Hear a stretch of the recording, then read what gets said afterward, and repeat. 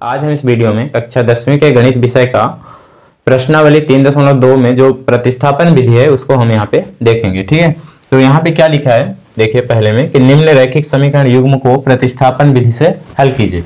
ये युग्म क्यों लिखा है, देखो यहाँ पे हमारे पास जोड़े के रूप में समीकरण रहेगा, है ना। मतलब कि यहाँ पे दो समीकरण है, देखो एक ये हो गया और एक ये है ना। तो हम इसको हल करेंगे किस विधि से, प्रतिस्थापन विधि से, है ना, और उसका हल निकालेंगे। ठीक है, तो देखिए इसका स्टेप क्या रहेगा। जैसे हमारे पास दो समीकरण है, ठीक है, और जो चर हैं यहाँ पे देख रहे होंगे इसमें भी दो चर हैं x और y, और इस समीकरण में भी दो चर है x और y। तो हमारा पहला स्टेप क्या होगा प्रतिस्थापन जब हम हल करेंगे। देखो अभी हम आपको ऐसे मौखिक बोलकर बता रहे हैं तो आप ध्यान से सुनिएगा, है ना, उन स्टेपों को। और जो हम बोल दें तो आपके मन में जो सब चलता रहेगा, तो जब यहाँ पे हम सॉल्व करेंगे तब तो आप अच्छे से समझेंगे ही, है ना, उन स्टेपों को आप देखेंगे ही, है ना। पर आप एक बार यहाँ पे मौखिक सुनिए, है ना, कि हमारा स्टेप क्या होगा। ठीक, तो देखिए सबसे पहला स्टेप हमारा ये रहेगा कि यहाँ पे हमारे पास दो समीकरण हैं, है ना।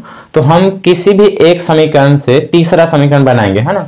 चाहे पहले समीकरण से हम तीसरा समीकरण बना लें या फिर दूसरे समीकरण से हम तीसरा समीकरण बना लें, है ना। दोनों में से किसी एक से हम तीसरा समीकरण बनाएंगे। जब हम तीसरा समीकरण बना लेंगे तो जो समीकरण रहेगा ना उसमें या तो x का मान निकला हुआ रहेगा या फिर y का मान, है ना, क्योंकि यहाँ पे हमारे पास दो चर है ना, x और y। अब देखिए फिर जब तीसरा समीकरण मिल जाएगा तो ये ध्यान रखना है आपको कि जो आपने यहाँ पे तीसरा समीकरण बनाया है वो कौन से समीकरण से बनाया है।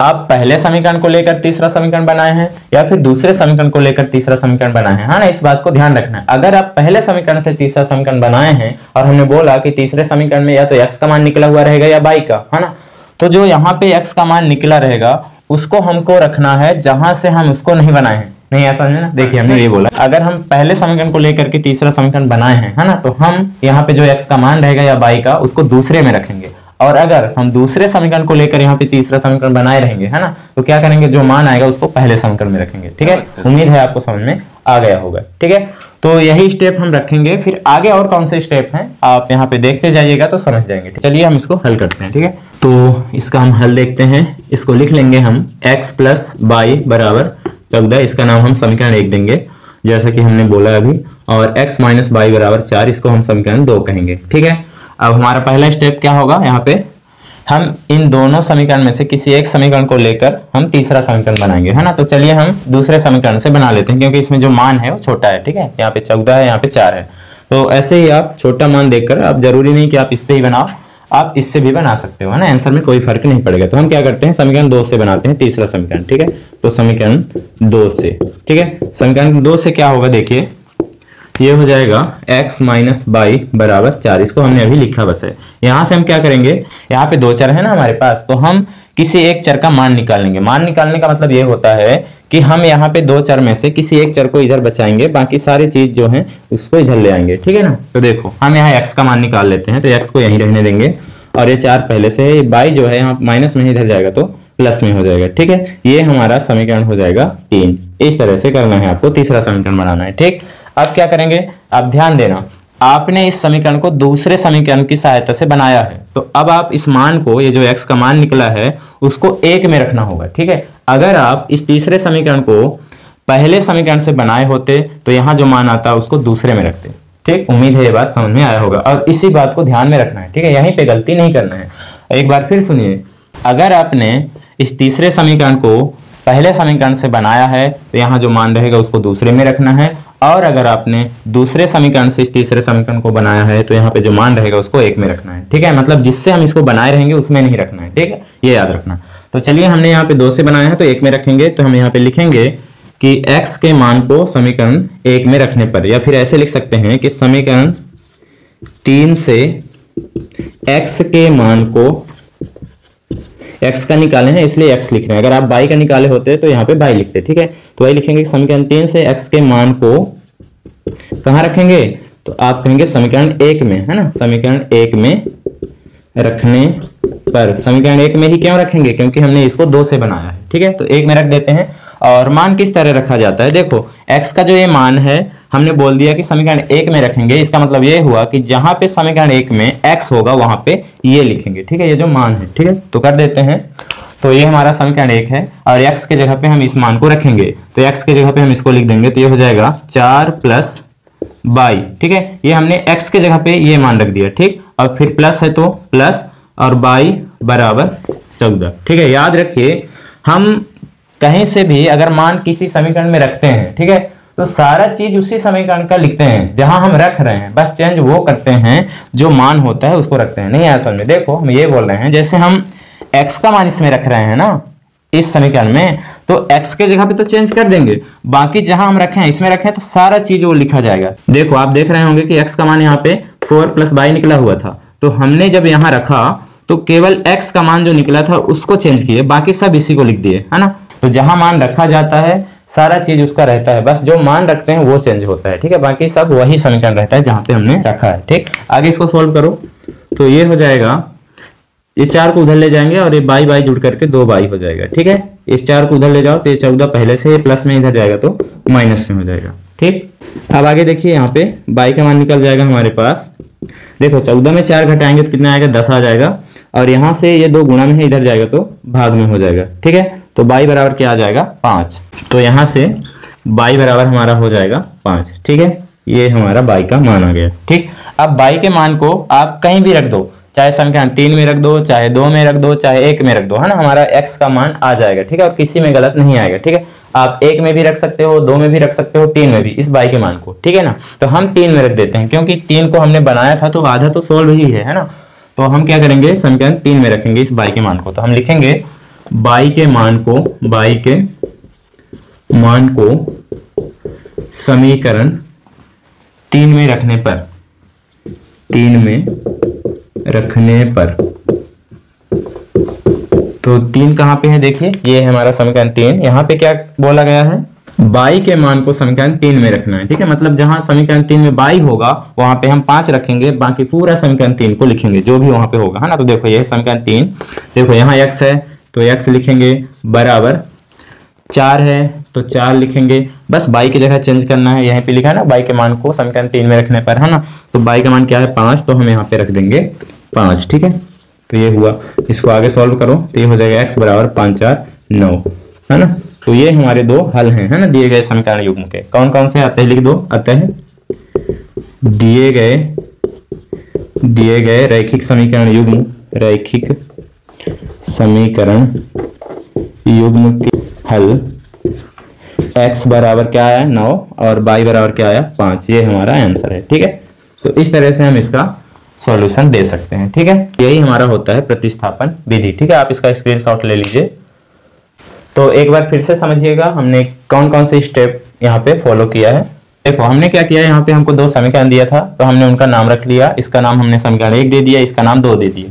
फिर हम क्या करेंगे, चाहे 1 से या फिर 2 से तीसरा समीकरण बनाएंगे, तो हमने क्या किया, समीकरण 2 से बनाया। ठीक है, तो इस 2 को हमने पहले लिखा, फिर यहाँ से हमने क्या करना है, आपको x का मान या y का मान निकाल लेना, तो हमने x का मान निकाला। ठीक है, बाकी को पक्षांतर कर देंगे क्योंकि हमको इधर x बस चाहिए, क्योंकि x का मान निकाल रहे हैं ना, तो जिसका भी मान आप निकालो वही बस इधर होना चाहिए। अगर आप x का निकाल रहे हो तो इधर x बस होना चाहिए, अगर आप y का निकाल रहे हो तो इधर y बस होना चाहिए, बाकी सब उधर पक्षांतर कर देना है ना।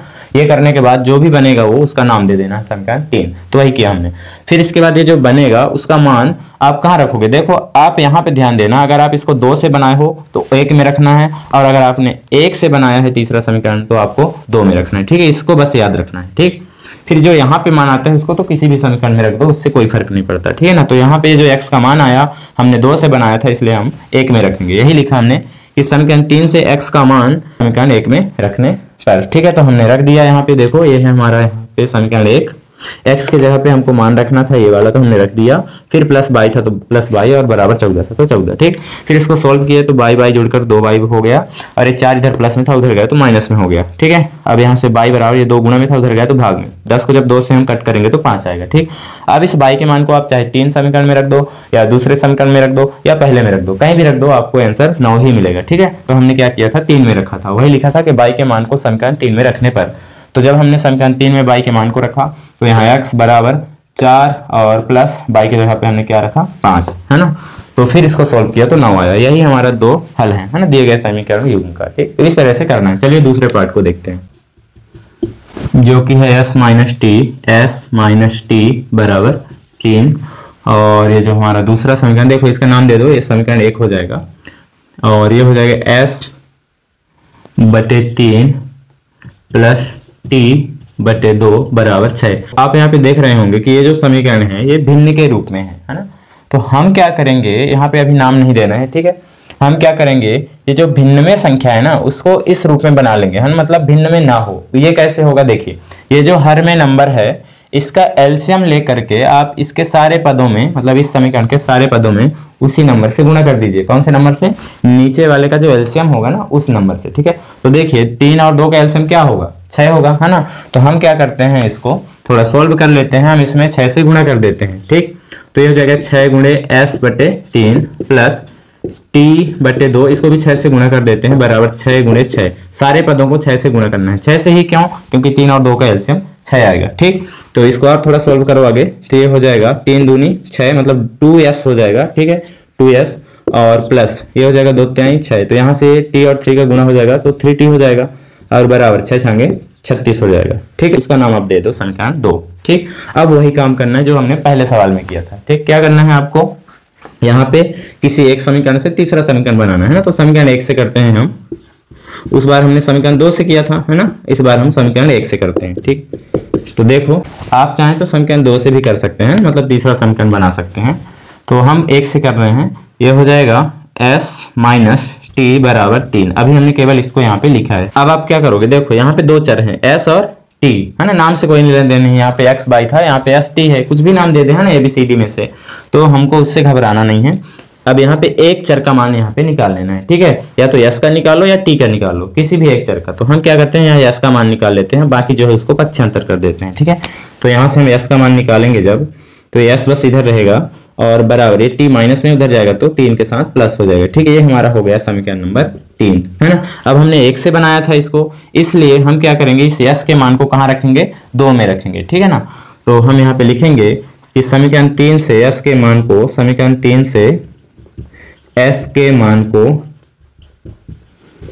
समीकरण कहाँ रखेंगे, आप बोलेंगे कि 1 से बनाए हैं इसको सर, तो आप 2 में रखिए, ठीक है। तो यही लिखेंगे कि समीकरण 3 से s के मान को समीकरण 2 में रखने पर, है ना, 2 में रखने पर।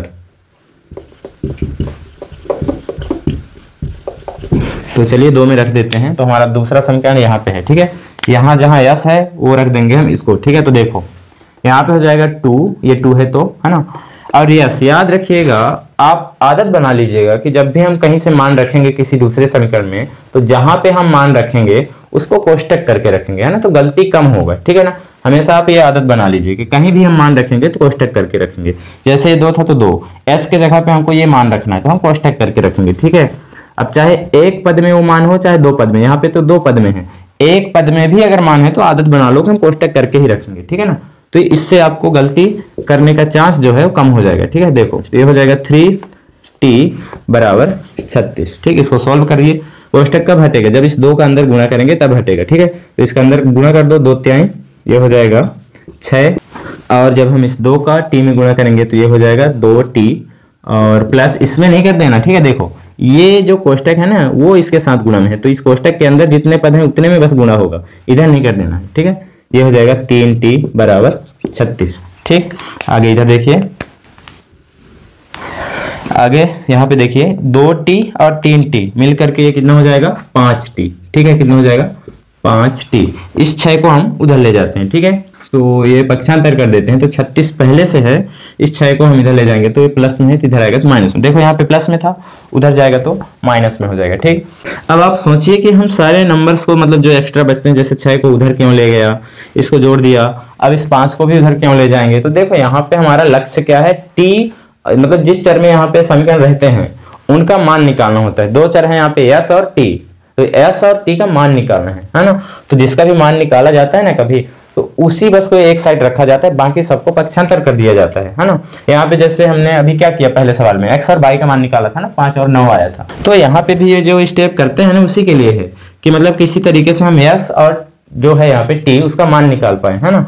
तो आप आसानी से ऐसे कर सकते हैं कि जो एक्स्ट्रा चीजें बचते जाएं, यहाँ पे जैसे इसका गुणा कर दिए तो 6 है यहाँ पे, फिर 2t 3t ये जुड़ जाएंगे तो 5t हो जाएगा, और 6 को उधर ले जाएंगे, प्लस में है तो उधर माइनस, धीरे धीरे करके उधर ही ले जाएंगे। क्यों, क्योंकि हमको इधर t बस बचाना है, क्योंकि हमको t का मान चाहिए, ठीक है। इसीलिए इधर सबको पक्षांतर करना है। देखो यहाँ पे 5 भी एक्स्ट्रा है यहाँ पे, है ना, t के साथ, तो यहाँ t बस रहना चाहिए क्योंकि हमको t का मान चाहिए, तो हम 5 को भी उधर ले जाएंगे, ठीक है। तो देखो ये 5 इधर गुणा में है तो उधर जाएगा तो भाग में हो जाएगा, तो ये हो जाएगा 36 में 6 घटेगा 30, और ये हो जाएगा 5, ठीक है। इसको जब कट करोगे तो 5 छक्का 30 आ जाएगा, है ना। तो t का मान तो आ गया। अब हमको s का मान निकालना है, तो आप चाहे इस t के मान को 1 में रख दो तो s का मान मिल जाएगा, या फिर 2 में रख दो तो s का मान मिल जाएगा, या फिर समीकरण 3 में रख दो तब भी s का मान मिल जाएगा। तो हम 3 में रखेंगे, या फिर आदत बना लो यहाँ पे जो एक चर का मान मिलता है ना, तो उसको तीसरे समीकरण में ही रखो, बाकी कहीं भी रख दोगे तो आ जाएगा, लेकिन तीसरे में रखो, है ना, क्योंकि तीसरा जो है ना हम उसको सोल्व करके बनाए हुए रहते हैं ना, तो कुछ स्टेप तो इसमें सोल्व हुआ रहता है, इसलिए हम यहीं रखते हैं ना। तो हम लिखेंगे t के मान को समीकरण 3 में रखने पर